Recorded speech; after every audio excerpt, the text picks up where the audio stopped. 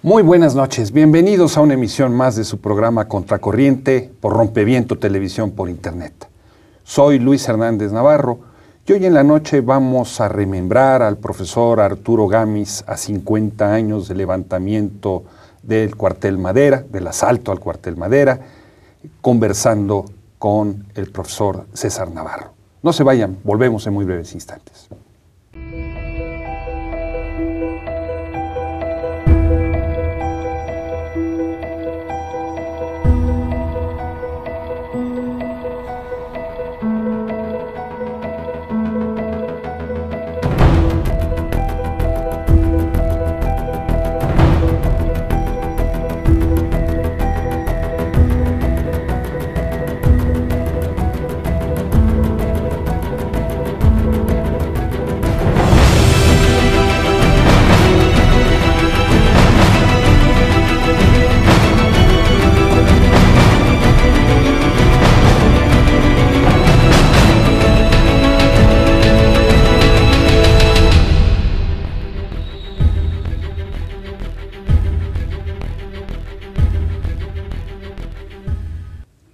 Estamos en la Contracorriente, qué bueno que están con nosotros el día de hoy.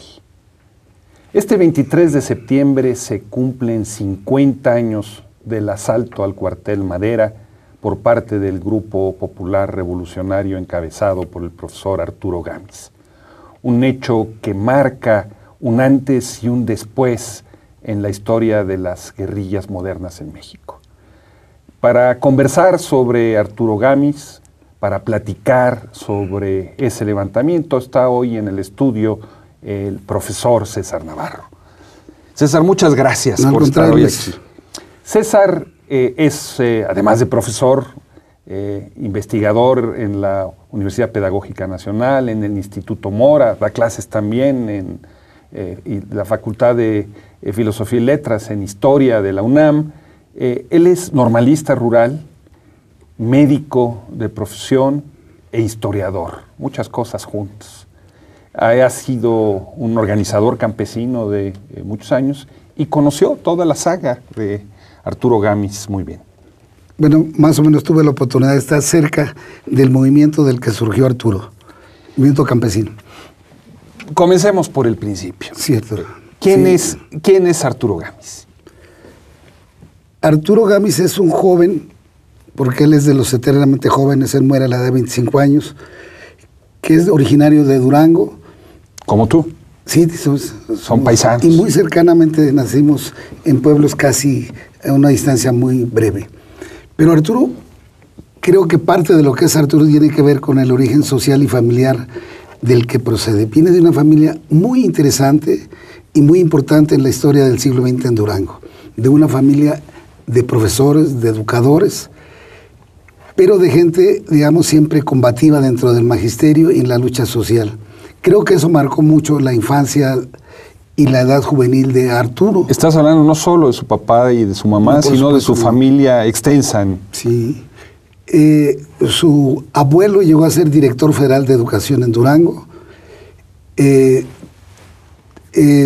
Sus tíos paternos, algunos de ellos, maestros y estudiantes primero y luego profesores y políticos en el Politécnico Nacional, dirigentes politécnicos. Cuando Arturo viene a México a estudiar a la prevacacional, en buena medida viene porque están presentes sus tíos que eran dirigentes de la FENET, que en ese momento era una organización democrática y de izquierda. Frente Nacional de Estudiantes Técnicos.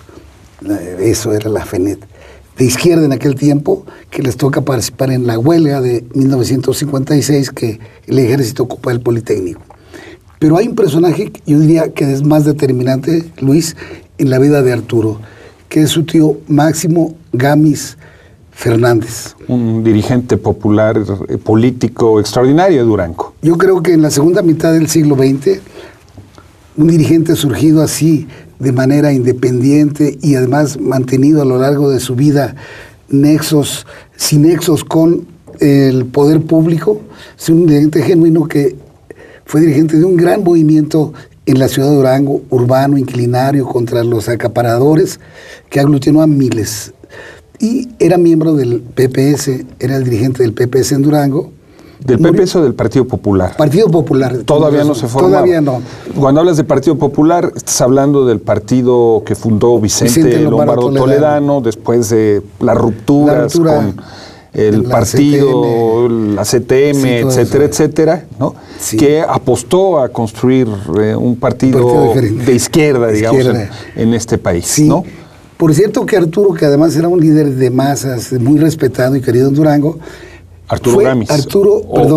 Máximo Gamis, el tío de Arturo, fue el primer diputado federal que tuvo el PP por mayoría, que eso no volvería a pasar sino en 20 años, 30 años. Ganó las elecciones de manera directa. En 1952, en Durango. Fue un no hecho había inédito. Plurinominales en no aquel había, entonces. por cierto. Entonces todo eso marcó mucho la vida de este joven que por su padre no era profesor, ni su madre, eran gente que vivía, digamos, en actividades campesinas, pero tenía un entorno pues magisterial. Y muy jovencito están sus tíos en el Politécnico, viene a estudiar la prevacacional. Aquí a la Ciudad de México. Y bajo ese influjo familiar y con sus tíos aquí, dirigentes de la FENET y miembros de la Juventud Popular. ¿La Juventud Popular es el brazo estudiantil, digamos, del Partido Popular? No, es el brazo juvenil. Juvenil, en el sentido amplio, sí, la versión juvenil. Y Arturo se incorpora aquí por la influencia de los tíos, su tío, otro de sus tíos dirigiendo al Partido Popular, en fin, y se va a incorporar acá a militar muy tempranamente en la prevocacional 4. A militar con los jóvenes populares, digamos. Sí, que tenían un enorme influjo en el Politécnico en aquel tiempo, eran así como una tendencia en el ámbito estudiantil política predominante. Incluso Arturo llega a ser a temprana edad representante de su escuela prevacacional. Empieza también su activismo estudiantil, que lo va a continuar los siguientes años, organizando estudiantes, pero aquí siendo estudiante ya empieza a descollar como representante estudiantil. Déjame hacer un paréntesis en esto.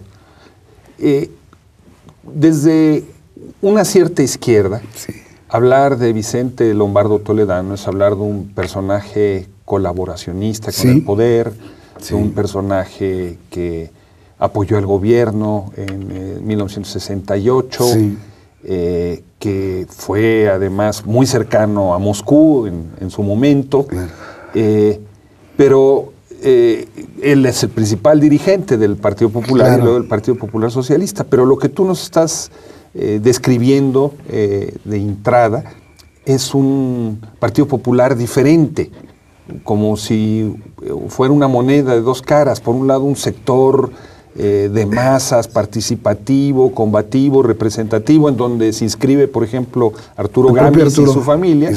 Y por otro lado, esta tendencia a la colaboración. ¿Es así o cómo lo describirías tú? Yo creo que efectivamente así ocurría.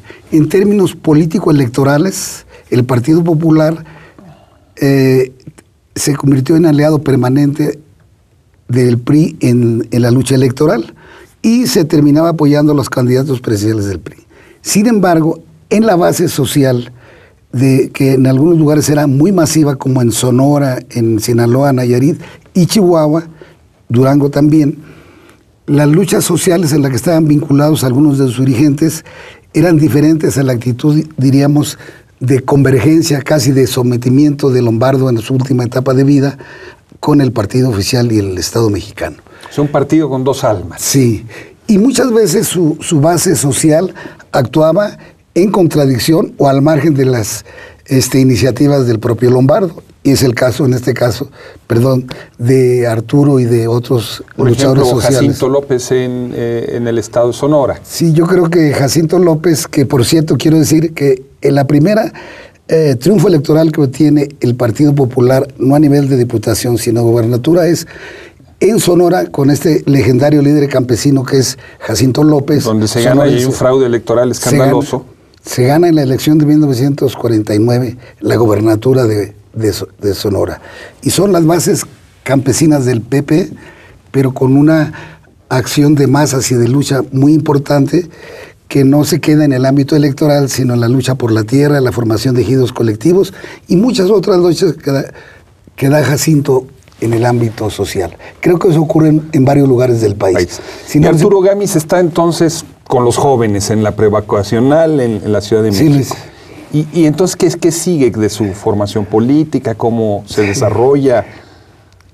Luis, Arturo es víctima, como lo fueron varios centenares, si no es que miles de jóvenes estudiantes del Politécnico, que incluía la prevocacional, la vocacional y las carreras profesionales. Pero a raíz de la huelga del 56, en contra de las rectificaciones al Politécnico, había cambiado el Politécnico de la época de Cárdenas, y por otra parte las condiciones en las que vivían en el internado, porque el Politécnico tenía internado, lo cual permitió que jóvenes de escasos recursos vinieran de provincia, hijos de maestros, de campesinos, gente humilde. Pero con la entrada del ejército en 56, a raíz de una huelga, el Estado ocupa durante cerca de un año el Poli, y muchos estudiantes se ven obligados pues, a regresarse a sus lugares de origen o a otras partes porque ya no pueden sostenerse aquí. Una intervención militar en donde un personaje como Alejo Peralta jugó un papel fundamental. Sí. ¿Qué te parece, César, si vamos a un pequeño receso? ¿Cómo no, Y a ustedes, amigos, los invitamos a que continúen con nosotros en esta interesante charla sobre el profesor de la Sierra, Arturo Gamis. No se vayan, volvemos.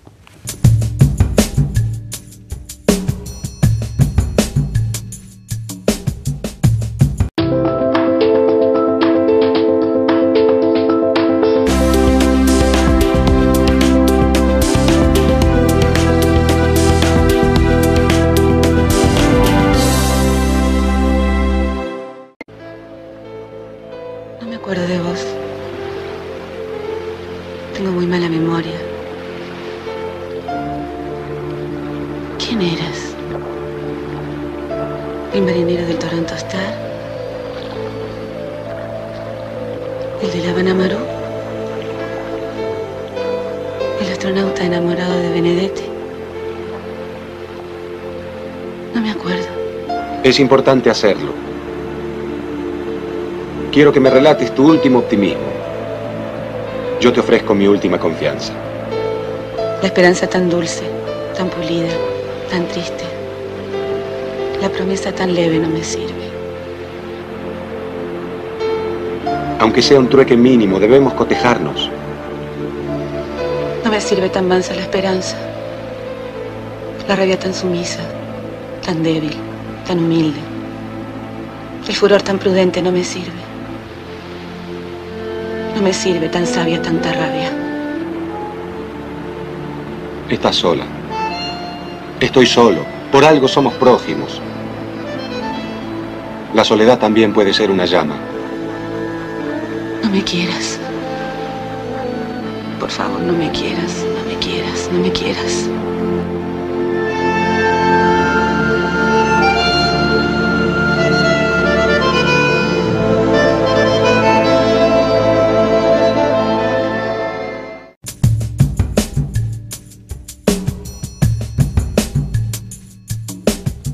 Estamos ya de vuelta en la Contracorriente conversando con César Navarro sobre el profesor Arturo Gamis.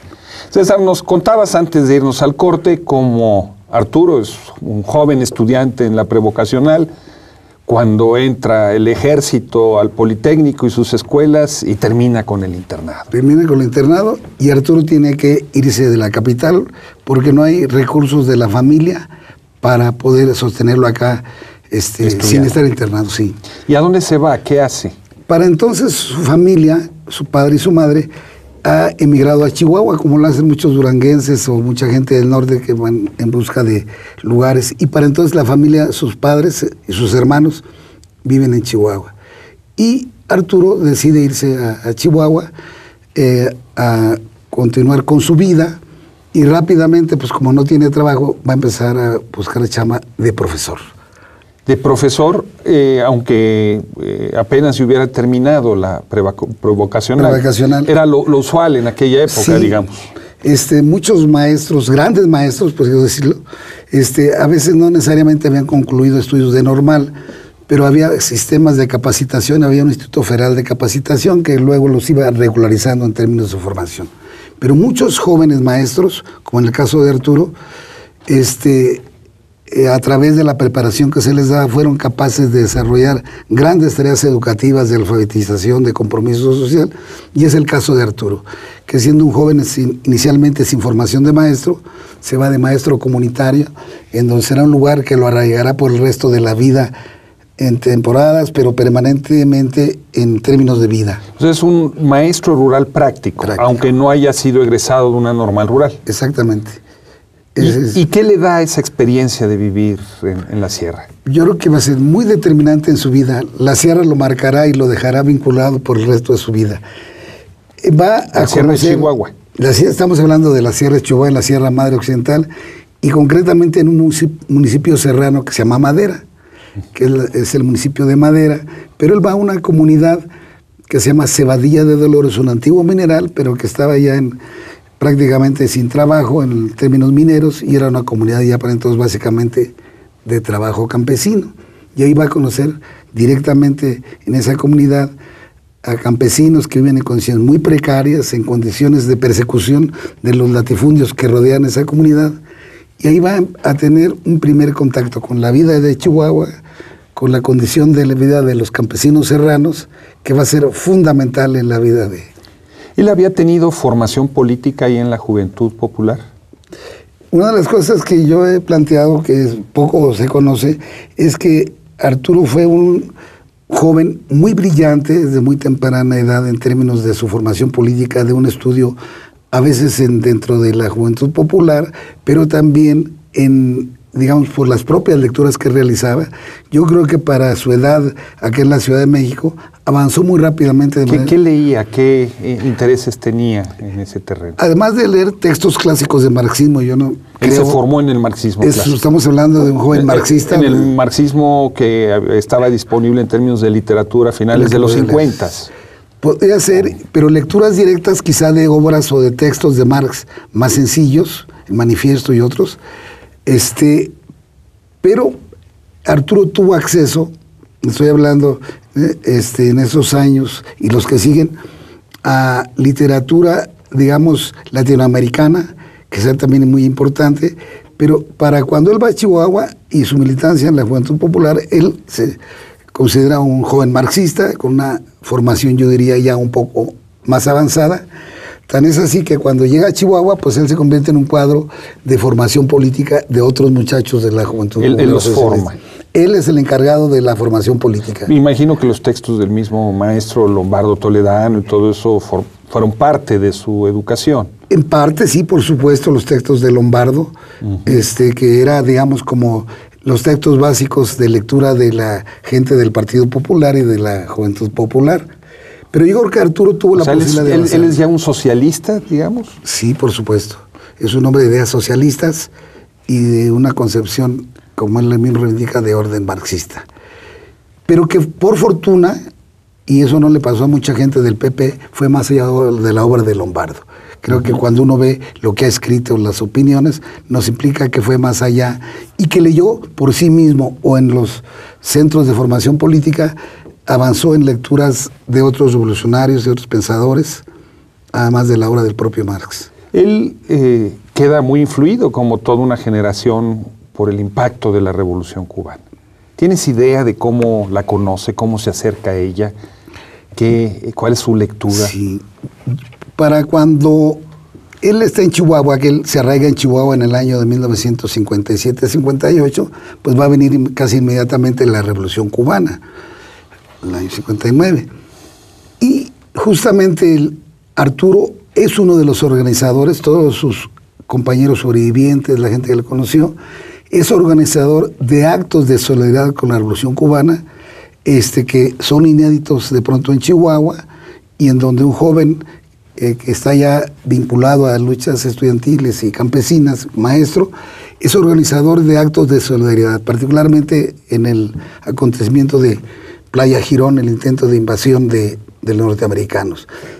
El año 61 en Chihuahua se organizan muchas manifestaciones de apoyo, actos de solidaridad hacia la Revolución Cubana, y Arturo es justamente uno de los jóvenes organizadores junto a otros más, que es muy activo. Al tiempo que sigue dando clases en la sierra. Sí. va y viene, dada su condición de maestro comunitario, pues no tiene, cuando digo maestro comunitario, es una escuela que la propia comunidad organiza, no es maestro a sueldo de la SEP, incluso él no cobra, vive de lo que le dan sus compañeros que lo han invitado a irse a su comunidad, y por lo tanto puede moverse entre la ciudad y la sierra, ir, venir, seguir vinculados a actividades políticas, y llega un momento que él piensa que debe hacer sus estudios de normal para prepararse mejor. Como maestro. Como maestro, sí. Y se mete entonces a la normal. De pronto aparece matriculado en la normal. ¿En cuál? En la normal del estado de Chihuahua, que la que era, le fue más fácil entrar. Y ahí, con toda esa trayectoria que trae y ese activismo propio de Arturo, pues en la normal se convierte en un organizador de los normalistas. Estaba un poco decaída la organización estudiantil en la normal del estado, y eso lo lleva a que en muy poco tiempo, en los 2 años, porque él finalmente, debo aclarar que no termina la carrera de profesor, la suspende, tiene una formación básica de profesor, que además eran 3 años en aquel tiempo, está 2 años, pero le gana su compromiso con la lucha social. Y abandona los estudios. Los estudios. ¿Y abandona también la docencia, César? No, justamente una vez que ha hecho sus estudios de normal, aunque inconclusos, él se regresa otra vez a la comunidad donde había trabajado. A seguir trabajando como maestro comunitario. Pero él ya llega con otro caudal de compromisos encima.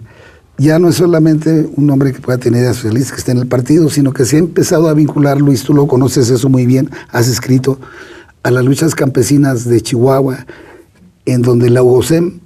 La UGOSEM es la Unión General de Obreros y Campesinos de México, que es como el brazo rural del Partido Popular. Sí, la mayor parte de sus dirigentes provienen del Partido Popular. Diferente a la CNC, que era la organización que absorbía casi la representación campesina en todo el país. Sí, fíjate, Luis, como tú señalas, a veces se conocen pocos pasajes de la vida de Arturo.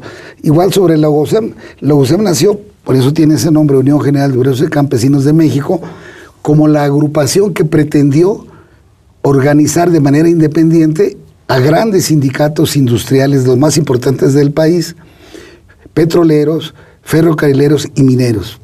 Lo estoy hablando de los años 48, cuando han sido expulsadas la izquierda y Lombardo de la CTM. Y inicialmente es una central que pretende aglutinar de manera independiente al movimiento obrero y campesino. Tiene bases campesinas muy importantes. Pero tú has escrito también sobre eso, lo conoces muy bien.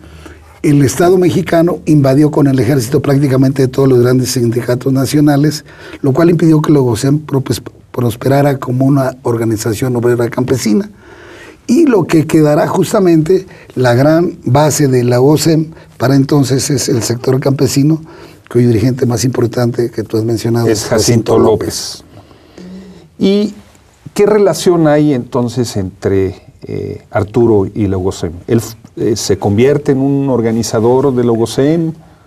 Para cuando él regresa a la normal, él, además de organizar una federación de estudiantes de Chihuahua, en poco tiempo, que incluye además a la normal del estado, a las 2 importantes normales rurales que hay ahí en Chihuahua, una de mujeres, Saucillo, y una de hombres, Salaices. Normales muy combativas. Muy combativas, sobre todo las mujeres. Arturo a veces criticó las posturas de Salaices, pero el compromiso a lo largo de todos los años con Arturo fue fundamentalmente de la normal de mujeres, que además de guapas, las chihuahuenses eran muy combativas. Además.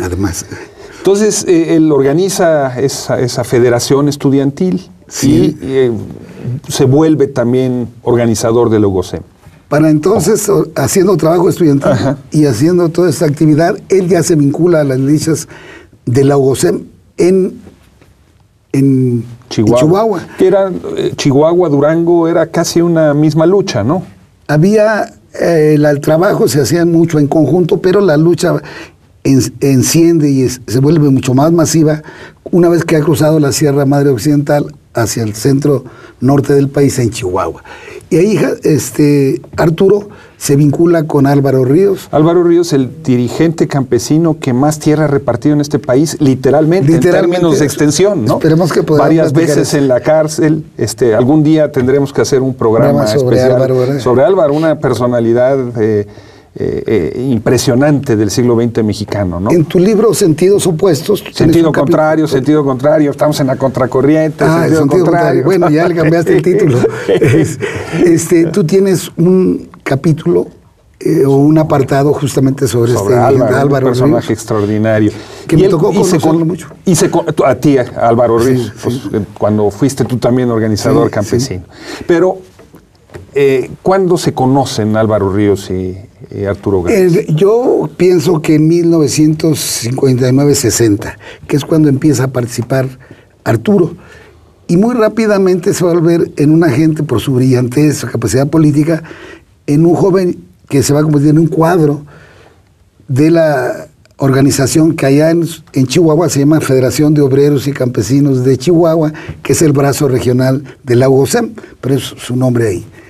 Y ese compromiso y esa capacidad política y esa brillantez, yo diría, de Arturo, y un hombre muy decidido en la lucha, pues se va a ir convirtiendo en poco tiempo, transformando en poco tiempo, en organizador de esas luchas campesinas junto a estos líderes que tú conoces, que inician la lucha ahí. Y para cuando se vuelve a regresar a la sierra como maestro otra vez, él es ya dirigente de la federación y uno de los cuadros más connotados de la UOSEM Fosech en Chihuahua. Él regresa. ¿Qué te parece si con este regreso vamos a una pequeña pausa? Sí. Y a ustedes los invitamos a que continúen con esta narrativa sobre una vida de un luchador social excepcional de este país, Arturo Gámez.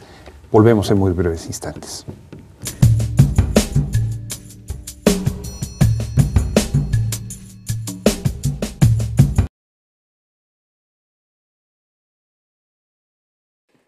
Y una cosa más que les quiero decir antes de empezar es, yo tengo como dos categorías de actores.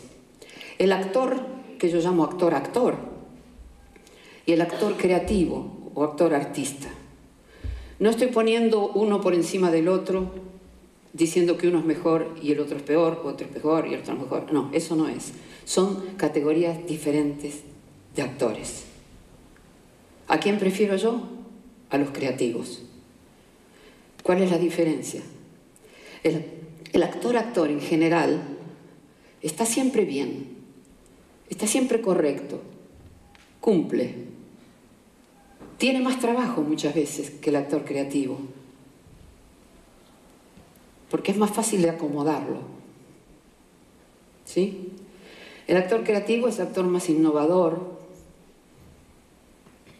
más atrevido, se anima a hacer el ridículo, que se anima a probar, que se anima a equivocarse. ¿Quién tiene más satisfacciones como artista? Según yo creo, el creativo.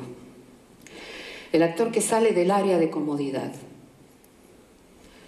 En la vida y en el teatro, que la verdad que es lo mismo. Todos vivimos en un área llamada de comodidad. Y es cómoda porque la conocemos. Conocemos sus bordes, sus límites, su espacio, su forma, la conocemos. Pero los humanos somos curiosos y nos gusta saber qué hay más allá del límite. Entonces vamos y miramos.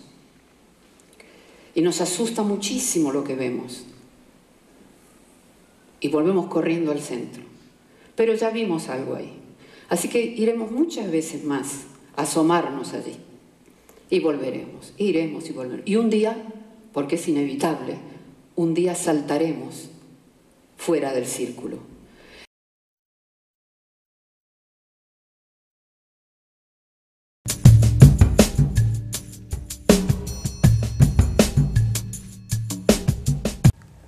Estamos ya de regreso en este conversatorio sobre Arturo Gámez con su paisano, César Navarro. César, nos contabas de cómo Arturo regresa a la sierra, convertido ya en un dirigente campesino estatal, con una formación política mucho más estructurada. Sí. ¿Y qué sucede entonces? ¿Estás hablando de qué año? Estoy hablando del año 1961, ya cuando él prácticamente se va a vivir a Cebadilla de Dolores, en donde tiene compañeros que serán muy entrañables para él, que lo ayudarán, formarán parte de la lucha de la que él inicia en otro momento, y que son compañeros de la FOSECH. Son ya representantes campesinos que han venido batallando durante años contra enemigos muy fuertes, como decíamos, muy poderosos. Y ahí va a encontrarse con la vida de los serranos y con el acoso y la persecución permanente de los grandes latifundios que existen en Chihuahua y que tienen prácticamente casi despojados a los campesinos de sus tierras en la sierra, y que la vida se hace cada vez más compleja. O sea, estás hablando de una región a la que la revolución del 17 no llegó. No, sí llegó, pero por la vía del latifundio de los gobernadores. Explícanos eso, ¿cómo es eso? Ahí porque Chihuahua era tierra de un gran latifundista, de Terrazas. Sí, cómo no. Había un dicho Terrazas que decía... Y Krill, hay un dicho que decía, Terrazas es de Chihuahua, y la gente decía, no, Chihuahua es de Terrazas. Pues, Luis, de los revolucionarios porfirianos, enemigos de Villa y de la Revolución y de Madero y de todo, con el correr del tiempo y la reconstitución de los latifundios de la familia revolucionaria, varios hombres que representaban o se ostentaban como herederos de la revolución se fueron convirtiendo o transformando en el estado de Chihuahua en nuevos latifundistas. Entre ellos, contra quien se enfrentaba Arturo y la gente de la sierra era con un enorme latifundio de más de 500,000 hectáreas. Medio millón de hectáreas. Medio millón de hectáreas. Es una concesión forestal, pero de gente fina y decente. Estamos hablando del expresidente Miguel Alemán, de Eloy Ballinas, banquero, dueño del Banco Comercial Mexicano. Estamos hablando de otro banquero. Perdón, ¿estás hablando de 1960 o de la fecha, hoy de la fecha? No, estoy hablando de 60, pero podemos... Los nombres son los mismos, pero... Son los mismos. Esos eran los dueños de ese gran latifundio, una concesión forestal de 500,000 hectáreas, 3 o 4 propietarios, que prácticamente ha venido, además de la concesión, fagocitando poblados, como le hacen los latifundistas en todos lados, ¿no? Van comiéndose los pueblos, todo eso lo demás. Hombres muy ricos en este país. Yo creo que Trullet era en aquel tiempo el banquero más acaudalado. Trullet, te estás refiriendo a aquel banquero que acabó construyendo en Acapulco una enorme cruz mirando a la bahía para que se depositaran sus restos ahí, ¿no? Exactamente. Y que creo que Naranjo, el gran caricaturista Naranjo, encarnó a la burguesía rica, esos hombres acaudalados del país, con esos panzones de sombrero de corte de lujo, en fin, inglés, que encarnaba, era un hombre de esas características físicas, pero inmensamente rico, y además pues quería seguir teniendo un latifundio en la bahía de Acapulco. Pero entonces los campesinos de la sierra se enfrentan a un proceso de despojo de sus tierras, de sus bienes, por parte de esta enorme concesión maderera. ¿Es así? Sí, así es. Esta concesión maderera de esas dimensiones que hemos hablado, además está al lado de otros latifundios que van a ser también muy importantes en la lucha campesina. Hay 2 grandes propiedades en las que quedan encerrados los serranos. Una es la Compañía Forestal de Chihuahua y otros un latifundio que se llama Los Cuatro Hermanos. No eran tan ricos como los otros, pero igual de canijos en términos del trato a los campesinos. Y desde hacía años, a través de la gente de esa región serrana, algunos profesores que inician por ahí la organización de la solicitud de tierra junto a los campesinos, pues habían sufrido el asesinato, incluso el principal dirigente de la UGOSEM en esa región que precede a Arturo, había sido asesinado. El profesor Francisco Luján, un maestro rural muy respetado que había organizado a los campesinos. Otro maestro rural. Que habían iniciado por los trámites agrarios, Luis. Tú conoces, el trámite agrario puede pasar décadas, tiempos, años, y nunca hay respuesta. bueno, se había iniciado la lucha, pero como la gente persiste, la persistencia de la lucha de muchos grupos campesinos está ahí, pese a que transcurran décadas. Y hayan asesinado a sus dirigentes. Y hayan sido dirigentes. Entonces, y Arturo, entra el relevo de la gestión de esos trámites agrarios. Casi creo que todo el mundo ve así como la figura del maestro Luján, que es una figura de un maestro ya de edad, pero muy querido por los habitantes de la sierra. El joven Arturo creo que se transformará en el nuevo organizador y dirigente, y por lo tanto, detrás de la... ¿Y los campesinos respetan a ese muchacho? Porque era un muchacho... Sí, joven, de menos de 20 años cuando llega a la sierra.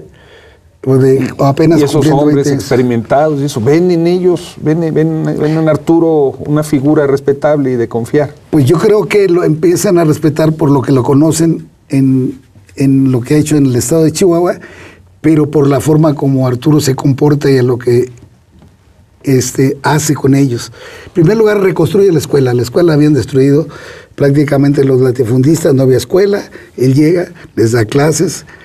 Los niños que hay testimonios de ellos hablan del compromiso de Arturo, de trabajar, de organizar, de alfabetizar y luchar.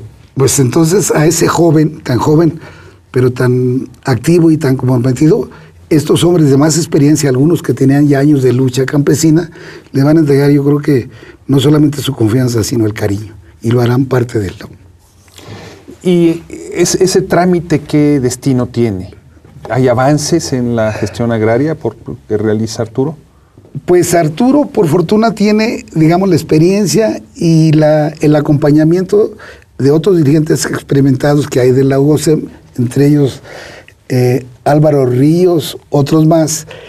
Y yo creo que con la presencia de ese sonorense Álvaro Ríos, que también brincó la sierra, venía de Sonora, pero ya tenía experiencia en las luchas campesinas de los años 58, 59, que fueron millones de hectáreas recuperadas. Van a cambiar de estrategia. Siguen haciendo el trámite agrario. Los campesinos es típico que carguen su red, su bolsa, en donde van los documentos que tienen que llevar a la reforma agraria o al DAC, en aquel tiempo el Departamento de Asuntos Agrarios de Colonización.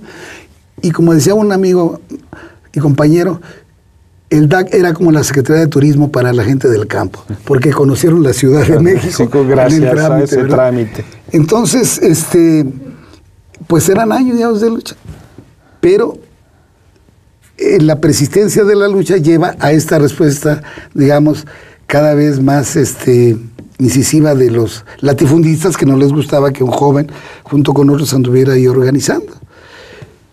Y pues ellos también van a ir cambiando de estrategia. Ellos, el grupo campesino. De Cebadilla y de la Sierra. ¿Qué significa eso? ¿Se van a radicalizar? Van paso por paso.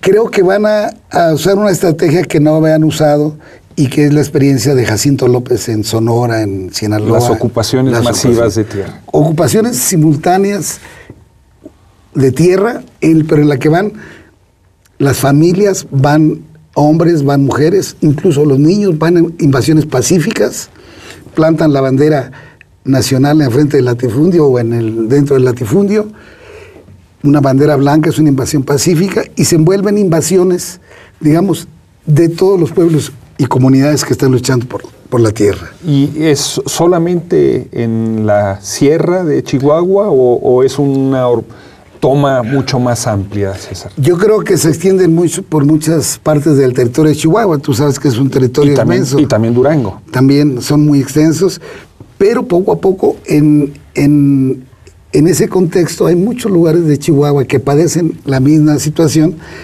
que se ha vuelto cada vez más crítica.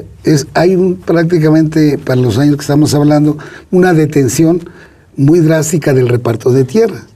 Entonces, pues la lucha campesina se va intensificando. ¿Y cuál es la respuesta del gobierno ante esas tomas pacíficas de tierra? Pues no es fácil, encarcelamiento, persecución y a veces sacarlo con la fuerza pública de las invasiones que se hacían. O sea, el ejército se saca a esas comunidades. Sí, se usa el ejército, la policía judicial o la policía rural que existen en esas entidades. Pero además, junto con las invasiones, Luis, que son muy importantes. En Chihuahua no había eso desde la época, yo creo que de la Revolución. Es una cosa inédita, sorprende, agarra un poco,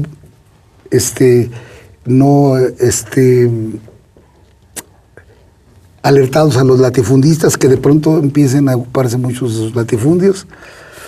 Y junto a la invasión de los latifundios, así también grupos de familias campesinas, incluso indígenas que se suman a la lucha. Los tarahumaras las han despojado, Arturo organiza también población indígena. Hacen largas caravanas, porque en Chihuahua son largas caravanas desde la sierra hasta la capital. Y se va a convertir en una especie de tránsito de protesta social. En vehículos motorizados, esas caravanas. A pie. A pie, desde la sierra hasta la capital de Chihuahua. Que duran semanas a veces, dado el ritmo con el que puede ir todo eso. En un clima muy adverso, con temperaturas frías, extremas, a veces de menos 0 grados, como es en la sierra de Chihuahua. Cebadilla, nieva seguido, en fin.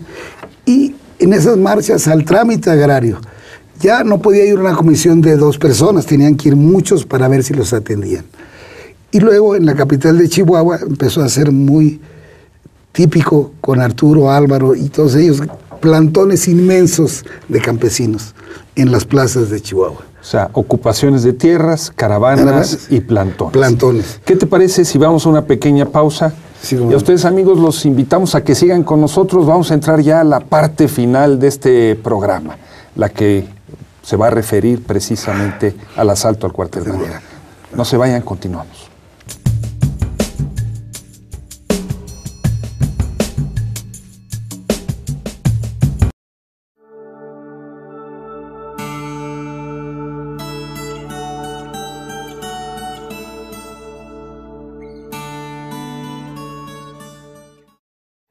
Yo creo que nosotros, si miramos la realidad desde los discursos de los dirigentes, estamos viendo una realidad.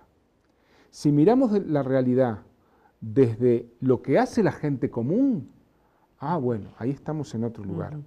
A mí, todo bien con Evo, pero lo que me importa es las comunidades aymaras, lo que están haciendo. Y te lo podría llevar a Chiapas eso. Los comunicados están muy bien, pero a mí me interesa lo que pasa en las comunidades, en Morelia, en la realidad, en La Garrucha, ¿verdad? En Oventic, eso es lo que me interesa. Porque ahí es donde está la base de un proceso. Entonces tenemos, y los que somos periodistas tenemos también esa tarea, ¿no? Y tú lo sabes, de mostrarle a la gente que detrás de esos discursos, detrás de esos comunicados, detrás de las grandes declaraciones, hay gente común, organizada, peleando para hacer un mundo distinto o para resistir o para cambiar sus vidas.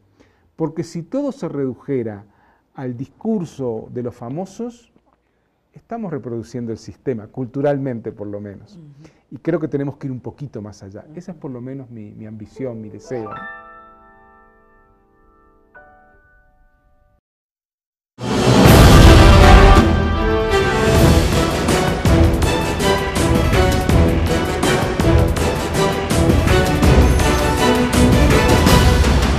The name's Bond. James Bond.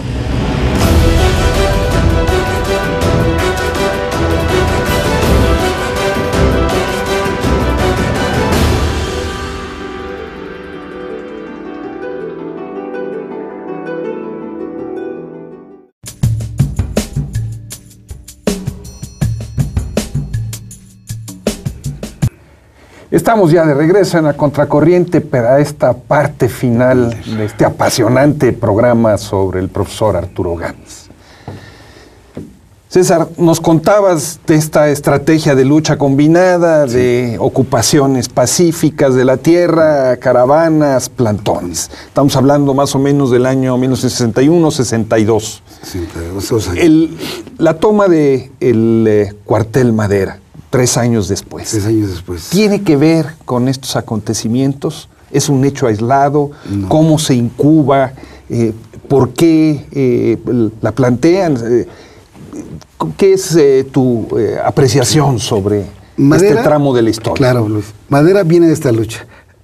Madera no es el inicio ni el fin de una lucha de miles de campesinos. O sea, Madera, estás diciendo, déjame llegar a una conclusión, no fue un foco, no fue una acción aislada, desligada del movimiento social. Por supuesto, como equivocadamente a veces se ha visto, pero nada tan ajeno a la concepción de Arturo y sus compañeros.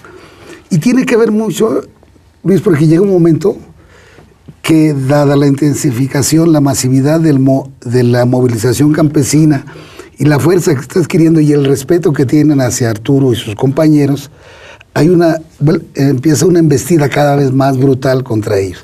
Asesinatos, encarcelamientos, Arturo y otros compañeros van y salen de la cárcel, Álvaro, otros más, pero también quema de poblados, asesinato de campesinos, y la vida se vuelve insostenible en la sierra para muchos poblados. Hay una represión generalizada.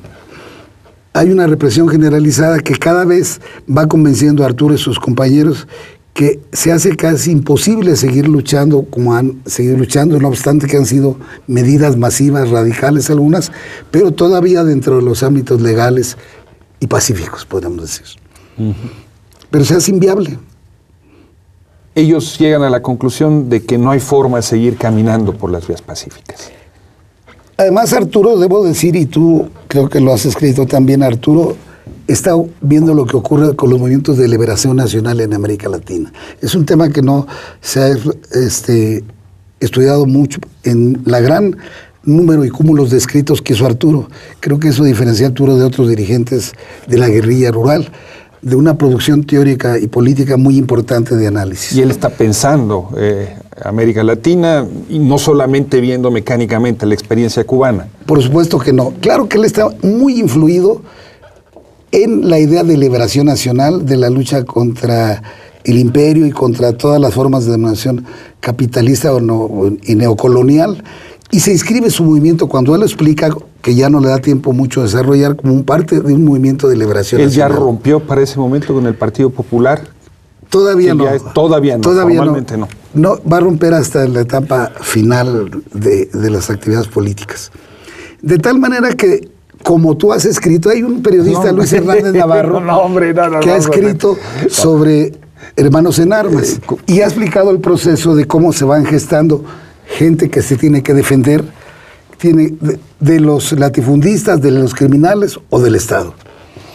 Llegó un momento en que ellos tenían que defenderse para defender a la propia población que representaban y empiezan a germinar la idea de que tienen que tener otra forma de lucha para defenderse, su vida, pero no es lo más importante, sino la vida de los campesinos que representan.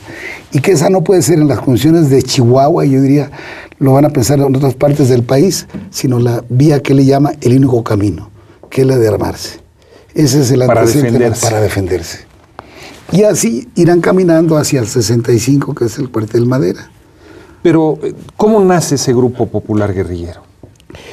Nace en la sierra y es inicialmente un grupo de siguen siendo dirigentes de la FOSECH, ellos serán dirigentes de la UOSEM, incluso...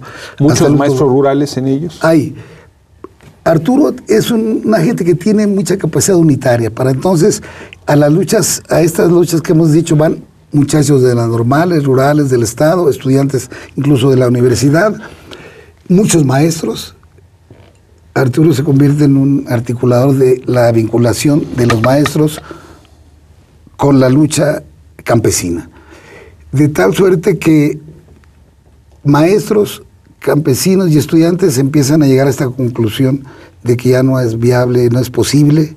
¿Y qué hace un médico como el doctor Pablo Gómez en ese núcleo? Bueno, en realidad que él, como algunos otros tránsfugas de la medicina... como tu caso, por ejemplo. Él, aunque era médico de la Normal Rural, también era docente de la Normal Rural de Saucillo, de las compañeras de Saucillo. Y miembro también del PPS. Ya para entonces era PPS. Con la Revolución Cubana el Partido Popular se convierte en Partido Popular Socialista. Sí. Entonces, pues él se vincula también como otros miembros. Álvaro Ríos también es del PPS. Se vinculan a la lucha campesina y habrá un gran acercamiento entre Arturo, Pablo Gómez, el doctor, Pablo Gómez, el de veras, que es de Chihuahua, pues, Sí, sí.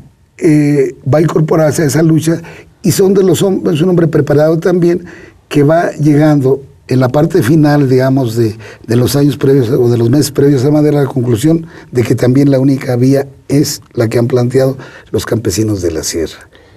Oye, ¿y ese grupo cómo se organiza? ¿Como un grupo clandestino? ¿Cómo se arma? Sí. ¿Cómo se prepara? Luis, para ellos será, digamos, relativamente fácil adentrarse en la sierra. Ellos anuncian en 64 que surgen como Grupo Popular Guerrillero. Desde el 64. Desde el 64 hay un anuncio público. Un anuncio público manda Arturo a nombre del Grupo Popular Guerrillero, manda un comunicado al gobernador de Chihuahua, que era un general represor, para General de los Ríos, un asesino, como muchos militares en esa época, no sé si en el presente los haya, pero en aquel tiempo sí.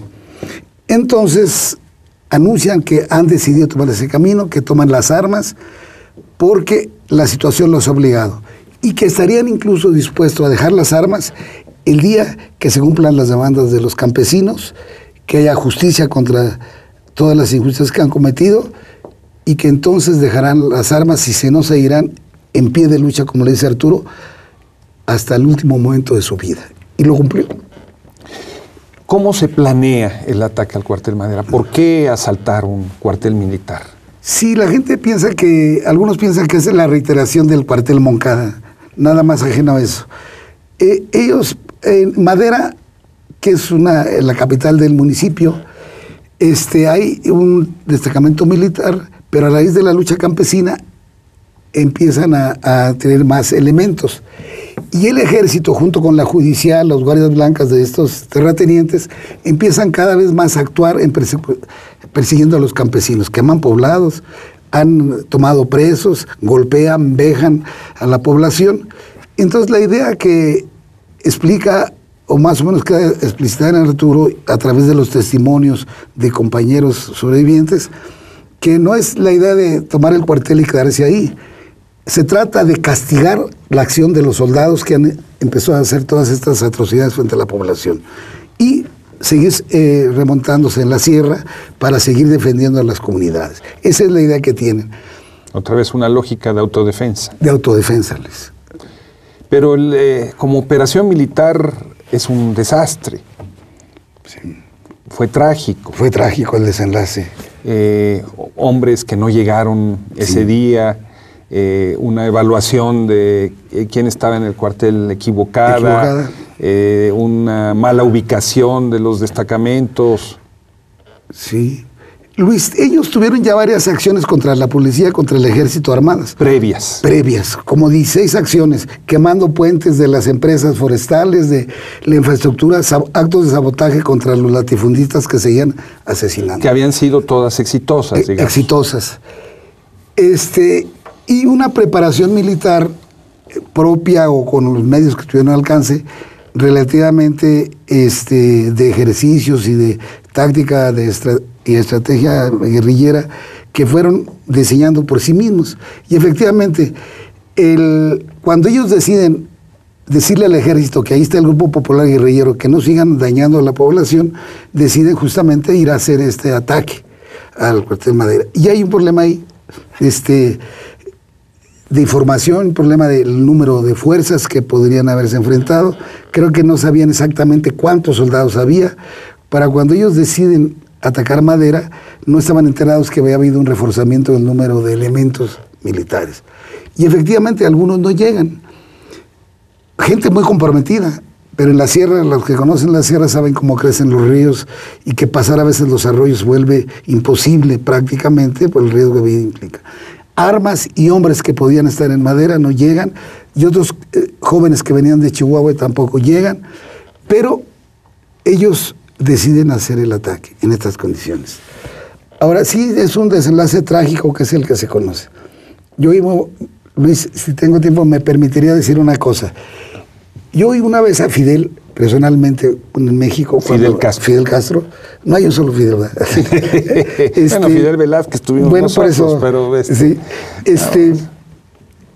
rememorando al Che.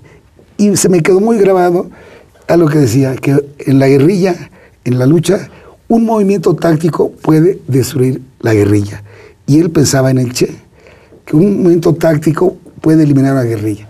Pienso que ese fue un movimiento táctico que destruyó la dirigencia de la guerrilla. Pero lo que no destruyó fue el ejemplo de esa lucha. ¿Cuántos murieron en esa acción, César? 8 compañeros además de Arturo. Y después vino una persecución salvaje también contra todos los demás.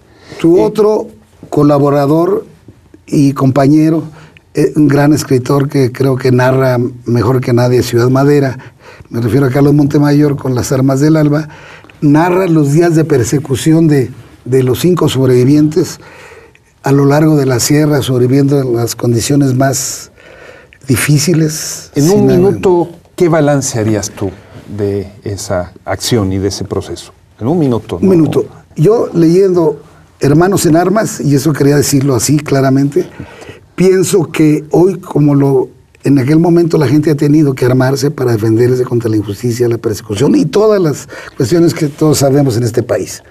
Y sigo pensando que la lucha de Arturo fue justa como lo sigue siendo ahora. Y que su estrategia no fue errónea, sino hablamos de la justeza, más allá de los errores tácticos que pueda tener una guerrilla.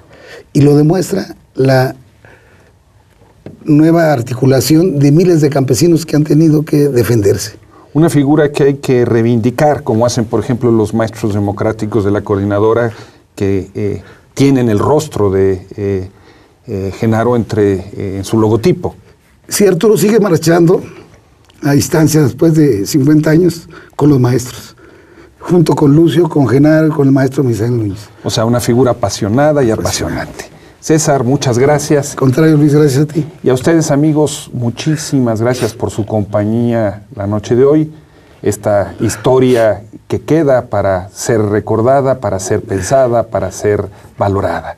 Ya saben, los esperamos la próxima semana aquí A Contracorriente por Rompeviento Televisión por Internet.